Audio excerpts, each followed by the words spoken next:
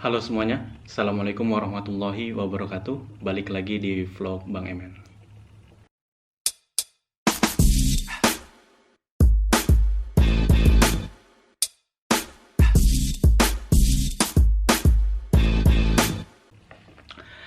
Oke, apa kabar semuanya? Insya Allah semuanya dalam keadaan sehat ya, baik-baik semuanya dan tentunya semua dalam dalam lindungan Allah Subhanahu Wa Taala.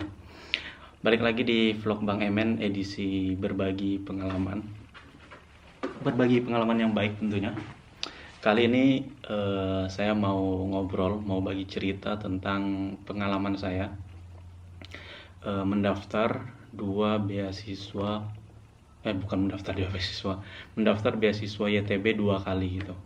Jadi pertama saya daftar, terus gagal, terus saya daftar lagi, terus saya berhasil gitu lulus. Nah, gimana sih ceritanya?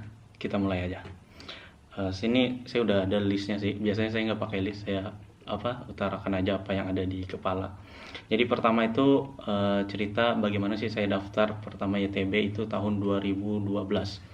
2012 mungkin kalau sama sekarang sistemnya ada banyak sekali perubahan ya. Kalau dulu mungkin sistemnya masih kurang bagus, nggak sebagus sekarang, tapi yang sekarang ini sangat-sangat bagus sekali. Tapi perbedaan itu cuma di sistem. Tapi kalau membuat sistem sistem websitenya gitu. Kalau dulu mungkin websitenya kurang nggak sebagus sekarang, tapi prosesnya itu sama gitu. Jadi mungkin ada yang bisa saya bagikan untuk jadi pengalaman teman-teman yang menonton ini. Nah, jadi waktu itu 2012 saya daftar YTB. Saya ingat banget waktu itu daftar YTB-nya pertama kali nih buat akun itu di warnet zaman waktu itu 2012. Dan saya prosesnya saya sama mengupload beberapa dokumen yang dibutuhkan. Nah, mungkin semua proses itu teman-teman udah tahu pasti, dan banyak sekali yang share juga tentang bagaimana mendaftar YTB. Tapi di sini yang saya mau ceritakan adalah apa sih yang bisa meluluskan saya waktu itu sampai tahap wawancara. Jadi saya wawancara dua kali. Wawancara yang pertama itu gagal, terus saya lulus yang wawancara yang kedua, yaitu dapat beasiswanya yang kedua. Yang pertama itu cuma lulus sampai tahap wawancara. Ini kamera saya ini fokusnya kurang. Jadi waktu itu teman-teman kalau mau mendaftar beasiswa ITB, ketika aplikasi itu adalah hal yang paling krusial krusial paling penting itu ketika daftar pertama kali, yaitu mengupload semua dokumen yang diminta. Nah, karena banyaknya orang-orang yang mendaftar ini, bahkan sekarang udah hampir ribuan ya, itu kalian harus teman-teman harus punya nilai plus dari dokumen yang teman-teman upload. Nilai plus apa? Nilai plus dibandingkan teman-teman yang lain gitu. Seperti apa?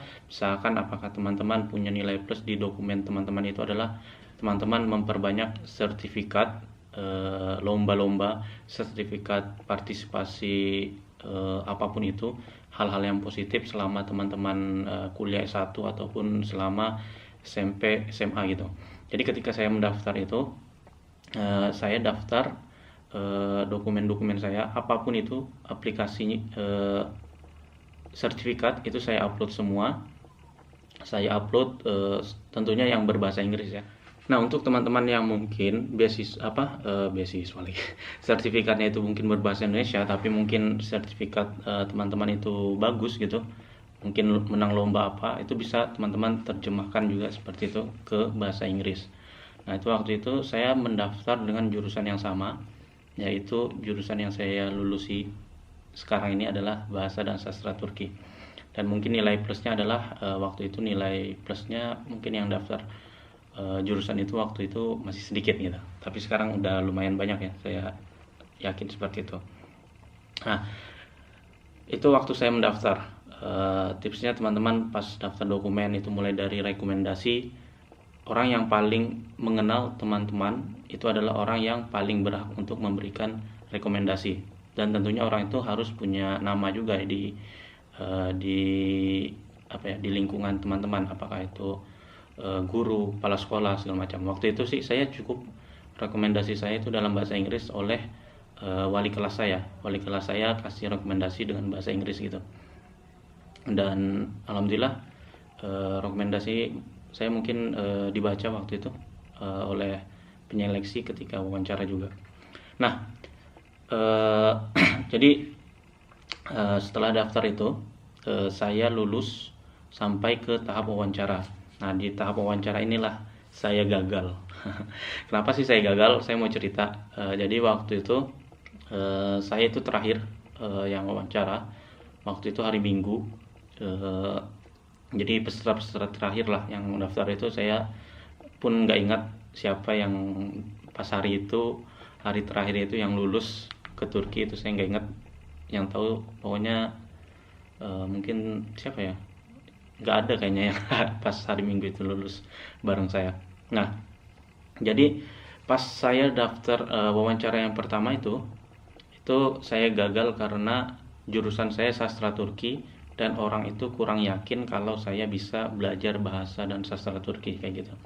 Karena ya dari aplikasi dokumen saya ternyata sekalipun saya sudah memberikan banyak informasi bahwa saya menang ini menang itu, saya mengikuti banyak program seperti itu di pesantren, dan saya bisa bahasa Arab segala macam, dan ternyata itu tidak cukup untuk memberikan saya nilai plus untuk bisa mendapatkan beasiswa.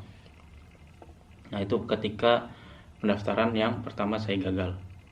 Tapi setelah itu, setelah mengikuti proses wawancara yang pertama itu, setelah gagal saya tetap berangkat ke Turki dengan waktu itu salah satu yayasan Turki yang membantu kuliah di Turki baik secara mandiri ataupun beasiswa parsial. Jadi beasiswa yang tidak full tapi memberikan bantuan semacam tempat tinggal, uang bulanan gitu, walaupun nggak sebanyak YTB. Waktu itu beasiswa yayasan namanya, sekarang udah tidak ada lagi.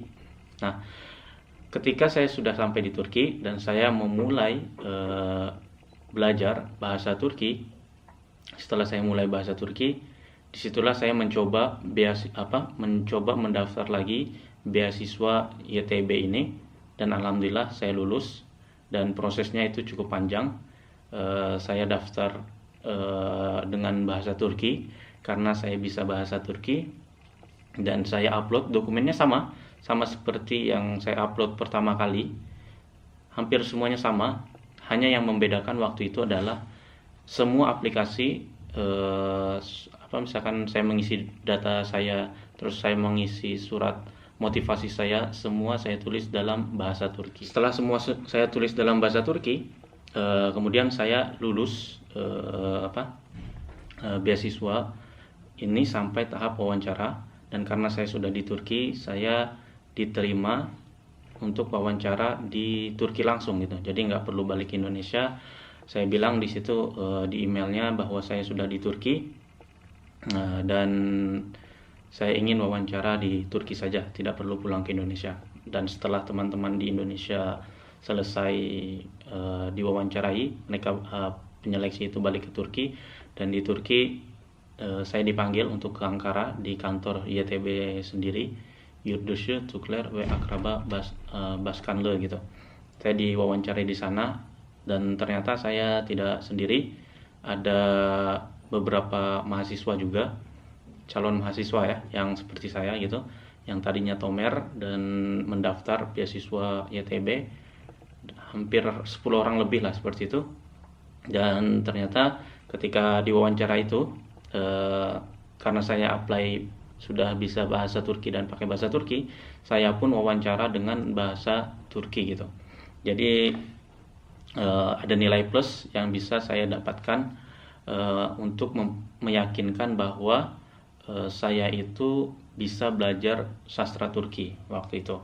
Jadi pertanyaan-pertanyaan mengenai sastra Turki saya bisa jawab, dan siapa tokoh sastra Turki yang berperan penting dalam bahasa Turki saya bisa jawab. Waktu itu saya ditanya tentang Yunus Emre, siapa Yunus Emre, dan ketika wawancara pertama itu karena saya ada banyak ada beberapa, nggak banyak sih, ada beberapa pertanyaan yang saya sekiranya tidak bisa meyakinkan gitu loh. Nah, dari kegagalan itulah saya mencoba untuk daftar lagi dan meyakinkan kalau saya itu bisa belajar bahasa dan sastra Turki.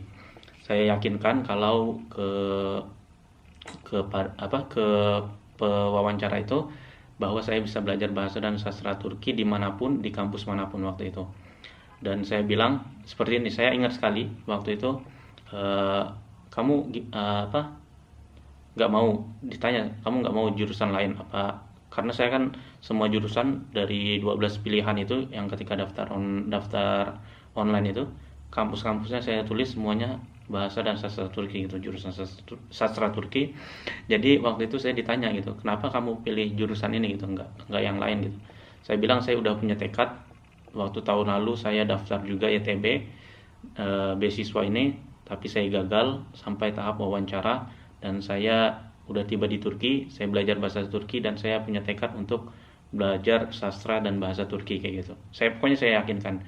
Saya bilang dalam bahasa Turki ya, dimanapun, di kampus manapun, di kota manapun, saya akan tetap belajar bahasa dan sastra Turki. Keren gak gitu? Jadi gitu, ketika wawancara itu harus meyakinkan. Dan ketika wawancara juga, sebetulnya di wawancara pertama itu saya bawa semua sertifikat saya yang saya upload itu, buat meyakinkan gitu kan kalau dokumen saya itu benar. Tulisan saya misalkan di media massa, sebutlah saya pernah menulis bareng teman-teman di Kompas, itu sampai koran-korannya itu saya bawa.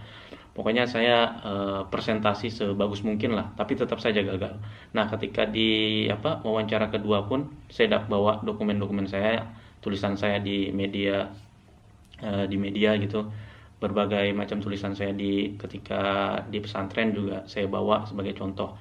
Tapi ternyata itu nilai plus saja, tapi yang menentukan ternyata apa yang paling meyakinkan saya kalau saya itu harus belajar bahasa dan sastra Turki seperti itu. Dan waktu itu juga ditanya, yang saya ingat lagi, kenapa sih saya memilih bahasa dan sastra Turki? Saya bilang waktu itu 2013, saya bilang karena di Indonesia itu tidak ada ya, sampai sekarang pun saya belum tahu apakah ada atau tidak jurusan bahasa dan sastra Turki di Indonesia. Jadi ketika saya tiba di Turki, satu hal yang harus saya pelajari ya bahasa dan sastra Turki, karena jurusan ini tidak ada di Indonesia dan saya hanya bisa mempelajarinya di Turki kayak gitu. Itu alasan saya. Ini listnya udah saya tulis tapi nggak saya lihat juga akhirnya. Lihat sih cuma dikit-dikit. Jadi itu. Nah, perbedaan wawancara pertama dan kedua ini yang membuat saya mungkin lebih meyakinkan pewawancara beasiswa YTB. Dan proses wawancaranya itu singkat saja sih sebetulnya, karena mereka nggak banyak tanya. Waktu itu mereka lihat transkrip nilai saya. Nah, transkrip nilai semua dokumen itu saya udah terjemahkan ke bahasa Turki, karena saya sudah di Turki. Jadi pas dilihat itu transkrip nilai, ada beberapa nilai dilihat gitu. Nilai saya ada yang rendah, ada yang bagus juga. Tapi itu saya bilang itu kelemahan saya akui itu kelemahan saya. Dan tentunya ini tidak mempengaruhi, kata saya, tidak mempengaruhi dengan belajar saya selama nanti mungkin belajar bahasa dan sastra Turki, karena ilmunya pasti akan berbeda seperti itu. Saya bilang saya orang yang ingin mencoba tantangan baru bahasa dan sastra Turki, dimana waktu itu saya juga ditanyakan kenapa milih bahasa dan sastra Turki, dan jawaban saya selanjutnya itu karena orang yang belajar bahasa dan sastra Turki sedikit gitu. Yang saya tahu bahkan baru 1-2 orang gitu yang lulus dari jurusan ini gitu. Nah itu. Dan di Indonesia tadi seperti yang saya bilang tidak ada jurusan bahasa dan sastra Turki. Nah, waktu itu saya udah di Turki. Ini banyak sekali yang tanya ya, Kak, emang bisa gitu Tomer di Turki terus daftar beasiswa, apakah itu nggak diblok, di blacklist lah gitu ibaratnya. Ya mereka blacklist dari mana? Mereka kan nggak tahu kita gitu. Apakah kita udah di Turki atau belum, kan itu bukan urusan mereka kan, karena kita di Turki pun sama daftarnya seperti di Indonesia kayak gitu. dengan jalur yang sama gitu, dan kita punya hak yang sama dengan teman-teman yang masih berada di Indonesia waktu itu. Dan sampai sekarang pun saya bilang, saya lihat ya, nggak ada, saya tidak menemukan hal yang seperti itu gitu. Jadi buat teman-teman mungkin yang ada niatan kuliah mandiri, setelah itu mungkin setelah gagal mengikuti tes beasiswa YTB, terus kemudian mandiri di Turki, ya tidak ada salahnya untuk teman-teman mencoba gitu untuk daftar beasiswa YTB lagi setelah berada di Turki, karena mencoba itu gratis kan, tidak ada salahnya. Dan ini pengalaman saya ketika berada di Turki, sebelum ke Turki saya mendaftar, dan setelah di Turki saya mendaftar, dengan hal yang berbeda gitu. Dengan nilai plus, saya sudah bisa bahasa Turki dan saya wawancara bahasa Turki dan bisa meyakinkan orang yang mewawancarai saya itu kalau saya pantas untuk mendapatkan beasiswa Turki Busları. Dan untuk tekniknya teman-teman mungkin bisa lihat sendiri di websitenya seperti apa, dan ada, kalau nggak salah ada proses daftar YTB, sudah banyak teman-teman yang mengupload videonya. Jadi saya di sini cuma bagi cerita saya. Mohon maaf kalau saya ngomong tentang diri saya sendiri, tapi semoga itu bisa jadi pelajaran bagi teman-teman semua dan bisa memotivasi teman-teman yang ingin kuliah di Turki. Jangan takut untuk kuliah di Turki, karena sekarang ini kuliah di Turki itu mudah sekali. Teman-teman bisa daftar mandiri, dan mungkin di video selanjutnya saya akan ceritakan bagaimana saya setelah di Turki pun, ketika saya mendaftar di YTB pun, di samping itu saya juga mendaftar ke universitas-universitas di Turki gitu, mengikuti ujian tes tulis. Dan bagaimana ujian tes tulisnya nanti saya akan ceritakan mungkin di video selanjutnya. Cukup itu pengalaman singkat saya ketika saya di Turki. Bagi teman-teman yang ingin bertanya, silakan kirim ke email saya di emen.hafiz@gmail.com, dan jangan lupa share video ini jika bermanfaat dan di subscribe ya. Silakan komen di bawah juga kalau mau langsung berinteraksi. Akhirul kalam, assalamualaikum warahmatullahi wabarakatuh. Sampai jumpa di video selanjutnya. Dadah.